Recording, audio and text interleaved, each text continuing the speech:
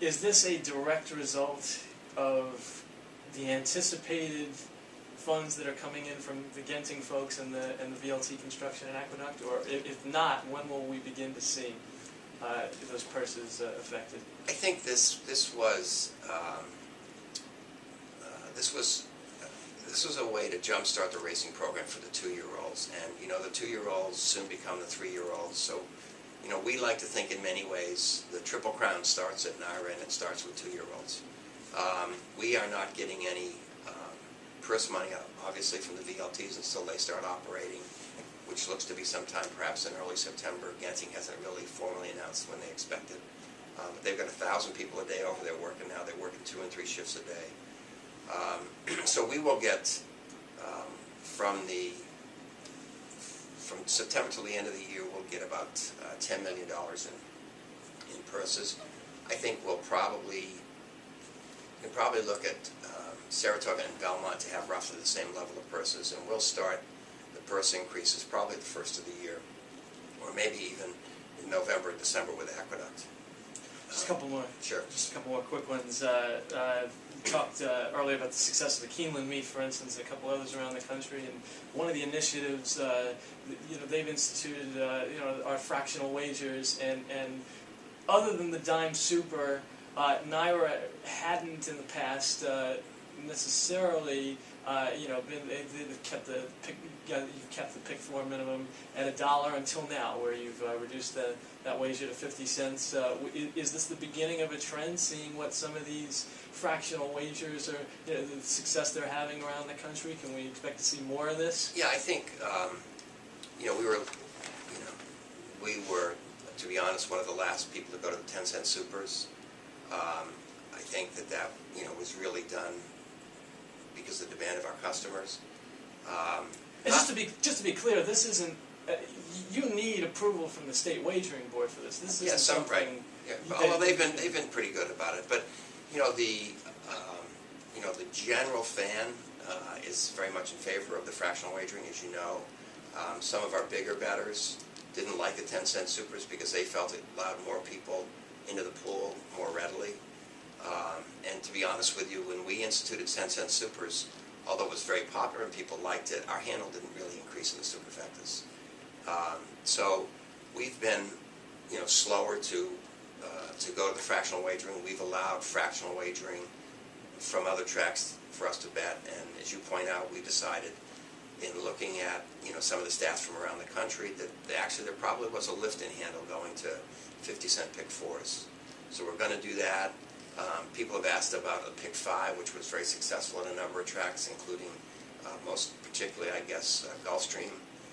The problem there is that our pick-6 is a very good bet, and it carries over on a fairly regular basis. And the pick-6, as a regular pick-6, had never been very popular at Gulfstream. They did the new pick-6 this year, which we weren't a big fan of. But yeah, I would think that we'll be doing more fractional wagering. I think that our fans will very much like the 50-cent pick-4s, which we just started yesterday. So, we try and listen to the customers, and we also have to protect our wagering men at the same time. It speaks to, the circuit, as you say, with, really only this one, and California can sustain that $2 pick-6, and speaks to the product and speaks to, the market, of course. Just two quick questions to close here. First, if you could, a word on Tom Durkin, who's going to be, he's staying, of course, with NYRA, thankfully, but, his career, folks have been kind of taking stock of his career this week, as, of course, it was announced that he'd be stepping down from the Triple Crown races on NBC. If you could just give us a thought on his time with NYRA as one of the premier race callers in the business. Yeah, Tom is the best. There's just no question about that. And as you know, he takes off a little bit of time here. He usually stops in December and comes back in late March, early April. And he is so serious about what he does. He's so good at what he does. He's a very cultured man, very well spoken, and so that ability to use language, works its way into his race calling. Tom called me about 3 or 4 weeks ago and said, "Look, I'm just going to give you a heads up. I'm not going to continue to pursue the Triple Crown, which was, some decent money for Tom, to be very honest. And he said, look, it just really wears on me.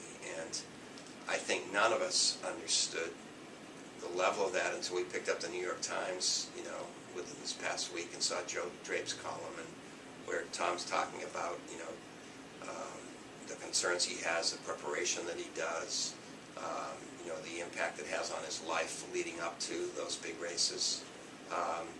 So when he talked to me about it, I fully understood it, and we've got him locked up.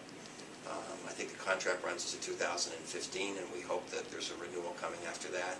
So good for him to, I think, decide that quality of life maybe at some point in your life is a little bit better than the money and glamour that comes with with calling the Triple Crown. And we wish Larry Comas well. Larry called a couple of winters here before he went down to the Gulfstream. So people are going to miss Tom and the Triple Crown, I'm sure. But tune in at Saratoga and Belmont, and you'll be able to see him every day. It'll be, thankfully, and yes, just a great part of the NYRA family. And finally, to close, the state of the New York Racing Association right now is? I think it's, I've been here since November of 2004. There's been more optimism today than both amongst our management, our employees, our horsemen. We've been through deferred prosecution, bankruptcy, franchise war, delay in the VLT operator getting set. But we're now looking at, the VLT is getting going. On a conservative basis, that's $30 million more a year in purses, which is about a 30% increase in the $102 million that we paid last year. We're the only racing association right now that can still sustain 6 days a week racing, which we do at Saratoga. We average about $13 million a day in handle. The New York bred program, which I think is the best state bred program in the country, because they allow you to use non-New York sires as well as New York-based sires. That's back on the rise. The full crop had been declining. So I think that if you're a racing fan, if you're an owner, if you're a jock, a trainer, you've got to be looking at the prospects for the New York Racing Association and saying, we want to participate because we think it's already one of the best in the country, and we think it's only going to get better. Promising indeed. Charles Hayward, President and CEO of NYRA, thank you very much for your time. Really appreciate it, and best of luck for what should be a fabulous 2011 Belmont. Well, Joe, thanks a lot, and let's just hope this good weather holds up.